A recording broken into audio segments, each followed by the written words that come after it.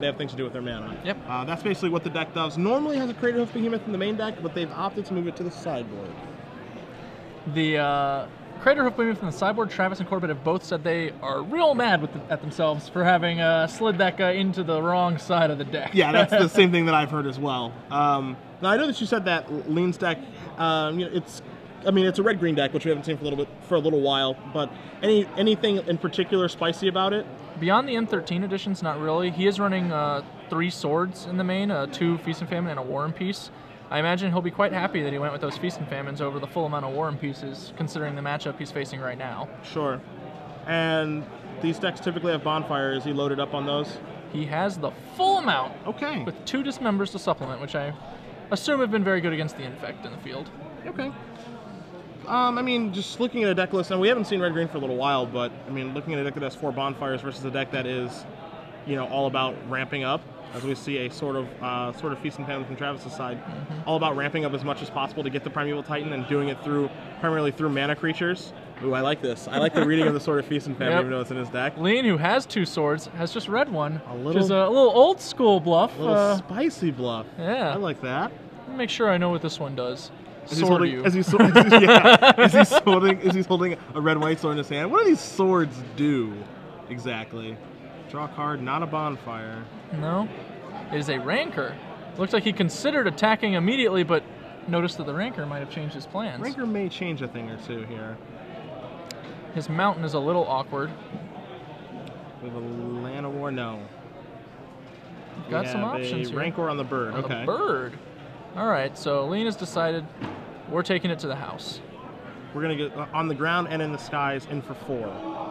I think with this play is just trying to make sure he has a way to get in damage, as that sword without an answer to it, which his hand clearly has none.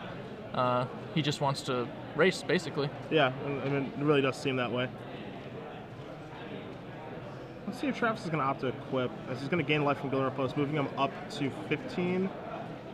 He's going to play his bird pre-combat so that it does untap with the sword. The land's untap with the Sword of Feast and Famine, and then in for 3 with the Avacyn's Pilgrim. This looks real grim for Leen, actually, because he doesn't know it yet, but trying to race Travis's deck is like a nightmare. It is actually like a life gain deck. He has Primeval Titan for Glimmer Post, he has Thrag Tusk, it is tough. It's going to be pretty difficult. I think what a lot of these games are going to come down to, Bonfire is going to play a huge role in these games. Like a Miracle Bonfire now for Leen obviously would be pretty backbreaking. It would be for 3. Actually, it would be only for 2. Yeah. Only for 2. So I guess it wouldn't be as backbreaking as normally would, because it wouldn't actually take care of the Pilgrim with the sword on it. But obviously, a Bonfire in green matchups is the best possible thing you can be doing, given the mana.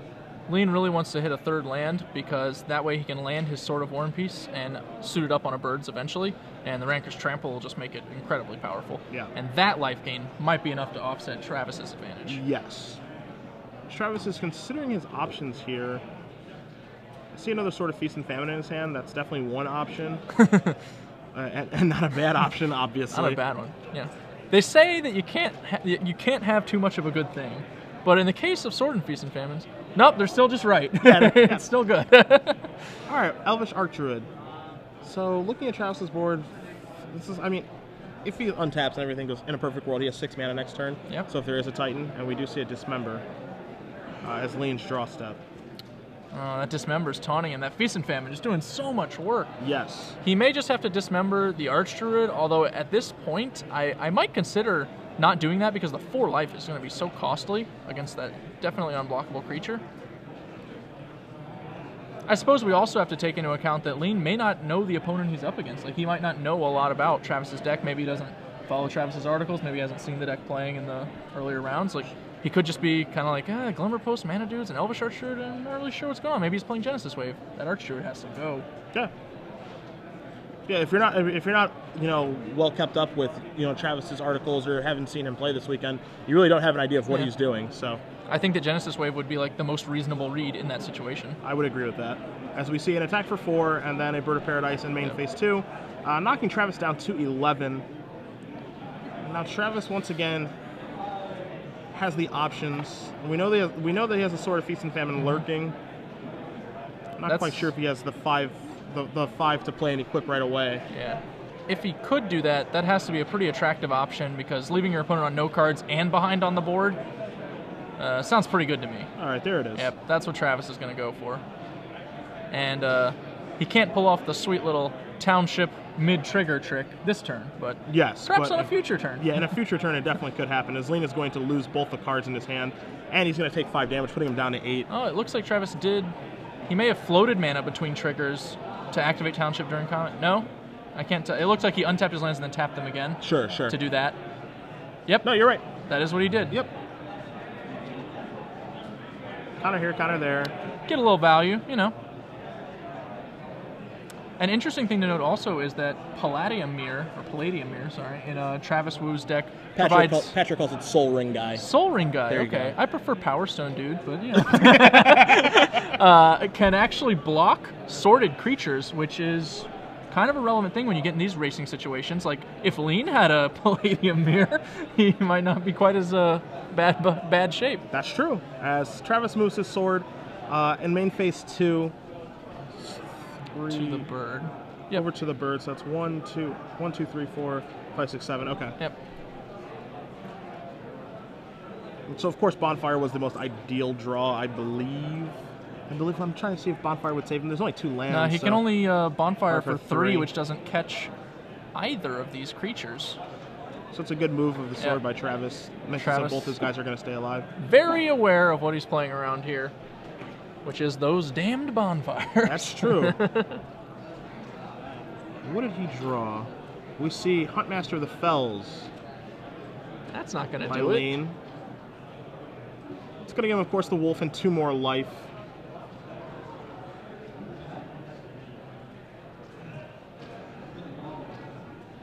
And then just an attack with the Strangler Geist, and he passes back. Now, it's pretty important for Travis to actually have a spell to play this turn, because I don't think he can afford to have that Huntmaster flip. I mean, the 2 damage is certainly relevant, but I think the more relevant part is it becoming a 4/4. Yes. For this race that we're in. He can suddenly actually die. With Leen only at 10 and Travis representing... Yeah, Huntmaster was the perfect draw, because it looked like it was going to be a lethal attack for Travis, and now... Yeah, he's too shy, exactly. Yeah, he looks like he's actually too shy. Travis not pleased to realize that himself. And I don't believe that Travis has a spell in his hands to play. Could I don't think, I don't think the turn would be. I don't think he'd be thinking through the turn this much. Yeah. If he could just, attack, activate Township. His position is actually still pretty reasonable because he can not attack this turn and then Township to give him the 2 damage he needs and attack on the next turn. Yes. So if he can make it to the next. Yeah, assuming he can survive, which with 2 of these large pro-green defenders shouldn't be too difficult. So if he doesn't have a spell, I think his play is to just turtle up. He can just block the 2 biggest guys and swing back for lethal. Assuming his opponent does not draw another Huntmaster of the Fells. Yes. Travis is going to get aggressive. I just don't see a lot of value in this play is the problem, unless you are playing a spell. Yeah, it really just does depend on the card that's in his hand. Yep. This is going to be an attack for 5 damage with the Avacyn's Pilgrim. Yep. It's going to untap his lands. And he's going to pass back. Yeah. Okay. In that case, I don't really like this attack. The only card that you're going to get punished by is another Huntmaster, right? I can't really think of anything else. Yeah, I'm not sure if... Let's see here. So he's going to block there, so 2. Yeah, I mean, he's facing down lethal. No, excuse me. Travis is at... I believe that 9 is correct. Yeah. So he's at 7. Well, yeah, because of the Huntmaster just triggered. Okay, so he's not actually dead unless... He's taking 1, but he could now die to a top deck Bonfire for 1. Or a Rancor. Or a Rancor, which, yeah, that's way too many outs to give your opponent. I think we just should have held the Pilgrim. Or Strangerroot Geist. Yep, that does do it. Just the old half the deck. Yeah, right on. But right does it matter? There.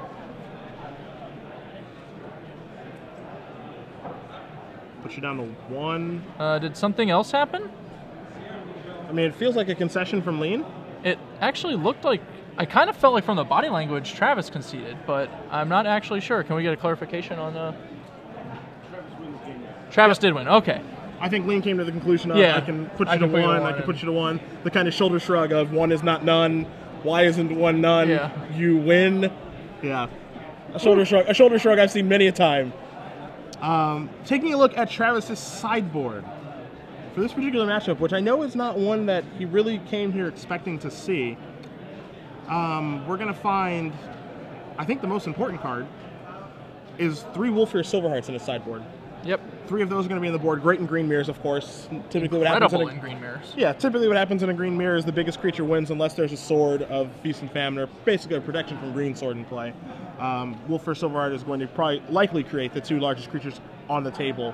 And you're also going to find 2 Thragtusk in his sideboard. There is conceivably a reason for him to board in a Crushing Vines, maybe to hedge against swords, possible swords, or Beasts Within, but I predict that he'll just be boarding in his 3 Wolfir Silverhearts and maybe an additional Thragtusk. I think that sounds fine. Over on Leen's side of the board, he may go with his Pillar Flames, which are pretty reasonable answers to an early mana dork. They're not actually that great because you're trading just a mana for a mana and you're kind of behind on tempo since they got to invest first. So I'm not super enthusiastic about them compared to something like Arc Trail, which would be like a slam dunk. Sure. He also has Hellrider, which is excellent in the situation he was just in, which is when you're trying to race, and often sometimes your opponent can block, which is really inconvenient. Yeah. But you'd like to get value out of that attack anyway, and Hellrider, an excellent way to get value. Agreed. I don't know if he would want to bring in the Thragtusk. He already has 2. To be honest, they don't even seem like that important for his strategy. And he has Thrun as a 4-drop to complement his Huntmasters, who has the potential to become one of the bigger, better creatures on the board, but is not really high impact compared to like a Wolfir Silverheart. Agreed. Now you get a Wolfir Silverheart and a Thrun. Now we're talking. Now we're talking business. That's some big game. Right. And there's also, I know that Leen has a couple Zealous Conscripts in his sideboard somewhere, but outside of taking Primeval Titan, which he hasn't seen. Which he actually hasn't seen yet. So yeah, you can conceivably believe that Travis is still just playing elves. Yeah. But he could take Primeval Titan and he could take Wolfir Silverheart to break the Soulbound. Yeah. But again, he hasn't seen either one of those cards, so he could still be thinking again, is this guy just playing like some Genesis Wave deck that I just lost to his 2 swords that he happens to have in it? Or is he, is he informed with what Travis plays in his articles and that sort of thing, and knows that he's playing this deck that is basically built around ramping into Primeval Titan as fast as possible? Yeah, it's really kind of hard to say what he would do without knowing what he knows. Yeah, I mean, we saw the same thing earlier today where Michael Hetrick was playing against, as we see, Bonfire of the Damned taking care of Travis's Mana Dork. We saw Michael Hetrick play against a gentleman that was playing blue-white midrange, whose draw in game 1 was very reminiscent of a poor Delver draw. Mm-hmm. And so, Hetrick had some options where, if he knows he's playing blue-white midrange, he would have boarded differently. And then I talked to Hetrick after the match, and he's like, I didn't know he was playing blue-white midrange at all, like the entire match. So this is awkward. It looks like Leen quickly passed after playing his Bonfire and missed playing a land. Oh. I can understand the instinct to pass after tapping out for a miracle card because that's what I drew. This is my mana. I'm kind of done. Yes. But in this instance, he basically lost any tempo he might have gained with the play he made. The actual decision to Bonfire on turn 2 is kind of an interesting one. Do you agree with it? For what Travis's deck is trying to accomplish, I don't think so. I think you would just want to let him extend a little bit. With the way that Travis's deck is set up, he wants to play, a 1-drop mana, a mana accelerant on turn 1, and then in a perfect world, like 2 mana accelerants on turn 2, or like Palladium Mirror. Yeah. And if it is Palladium Mirror, then you can just bonfire for 1 to slow him down. But if it's Elvish Archdruid, but if he goes like 1-drop, then like Bonfire just absolutely obliterates him. Yeah. And then it's unlikely that he's going to be able to come back from that with the way that his deck is set up. Yeah. I agree that the biggest danger you're really facing is Palladium Mirror, which is a card, again, that Leen hasn't seen. Yes. But I agree that I would probably be holding the Bonfire in this kind of situation without knowing much more about my opponent's deck, especially when I have enough lands in hand that I know I will eventually be able to Bonfire for a larger number. Yeah, if Bonfire for 2 is a realistic option for Leen in this game, or it would have been. And we're going to see Palladium Mirror. We can't stop talking about him, so there he is. He's so adorable. Look at he's like exploring. He's out there. Yeah, he's just the sun in the back of the car. Look at me. I can find anything. Look at me. No, I didn't say that because I hate bad puns. There's a reason I didn't say that. As we see a Stranguru Geist get in, Palladium Mirror is untapped, ready for action. That action could include a sort of feast and famine. This feels like a Zenith to me. Nope, that's a Zenith. Yes, yep. sir. The jig is up. He does have at least one, if not two, sort of feast and famines in his hand, so Primeval Titan could get really rowdy next turn. Yes, as we see 2 Glimmer Close coming to play, putting Travis up to 23. And this is the bane for all red-green decks. Yep. You know, if a Primeval Titan hits play, it's the biggest creature, it's gaining life, you know, it's doing a ton of things, getting townships, just getting too much value, and there's just no answer for it. Like, there's no Beast Withins or anything like that lurking in Leen's deck. We're going to see Wolford Silverheart. That's pretty much the best he's got. He's going to send in 6 here, and he has a sword of his own in his hand, which I imagine will find Wolford Silverheart on the next turn, so he's going to hope to get in for 6 here and then 10, maybe more if he can do something else. But, hey, we got a little buddy over there, Palladium Mirror. We do have Palladium Mirror, ready for service, just ready to block. Under the bus, That's so right. fast. He'll bite it for you. He doesn't mind. He's a team player.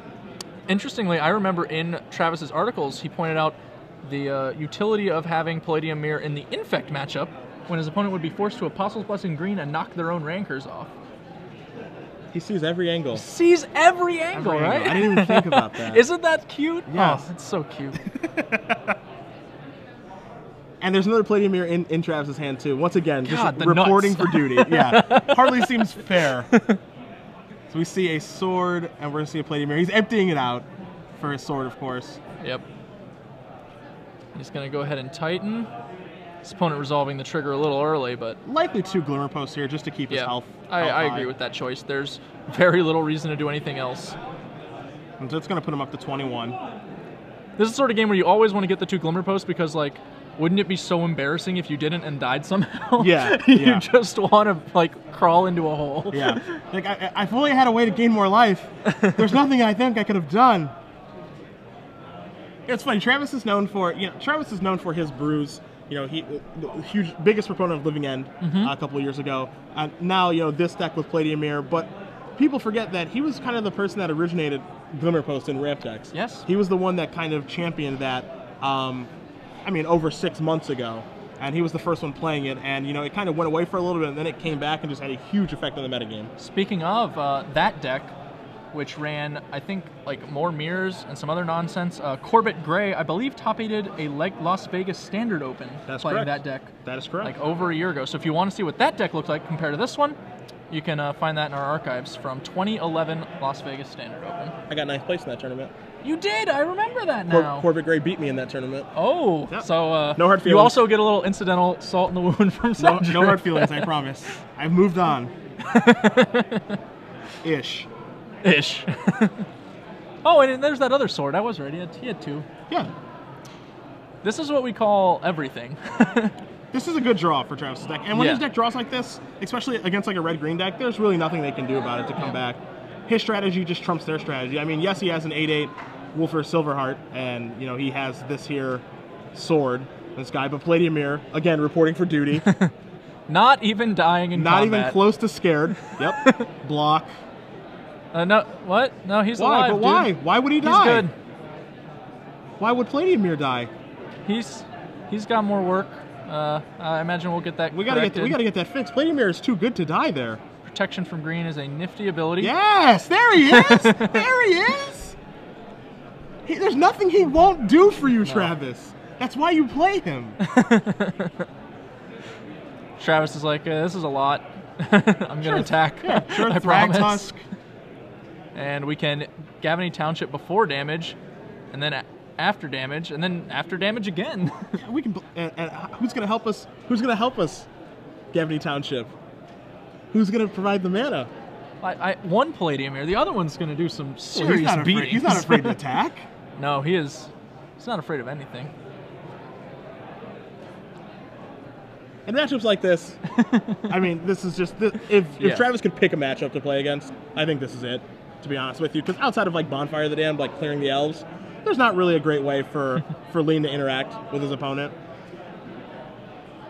And Leen looks to be, yes, he is going to end up conceding the match. So Travis Wu with his Green Summer Brew takes it down 2-0. Member of the Travis Wu contingent, as Patrick has a cup of coffee in his hand. Member